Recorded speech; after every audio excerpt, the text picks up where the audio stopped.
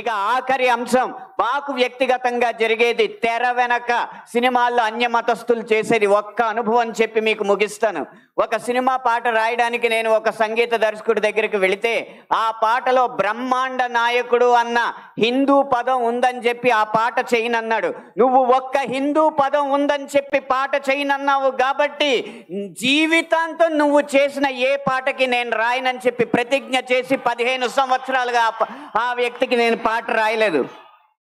అలాగే ఒక పక్క రాష్ట్రం సంగీత దర్శకుడు వెళ్ళగానే దర్శక నిర్మాతలతో తిరుపతి ఆలయ విధానాలని విమర్శిస్తూ ఉంటే వాళ్ళు మిన్నక కూర్చుంటారు, ఎందుకంటే వాళ్ళకి మార్కెట్ ఉంది కాబట్టి.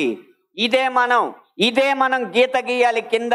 సినిమా అనేది నేను ముందు చెప్పినట్టు వ్యాపారాత్మకమైన కళాత్మకమైన వ్యాపారం కాబట్టి ఆ వ్యాపారాన్ని సినిమాకి లేకుండా చెయ్యాలంటే హిందూ ధర్మాన్ని హననం చేసే సినిమాలని, హిందూ ధర్మంపై దాడి చేసే సినిమాలని ప్రభుత్వం బహిష్కరించకంటే ముందు మనం తిరస్కరించాలి.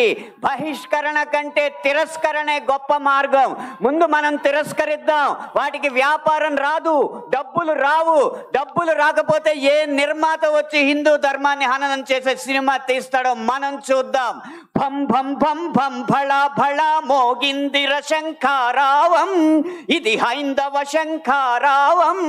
హిందూ బంధువులందరొక్కటై ముందుకే గమని భావం, ముందు చూపాలి ప్రభావం.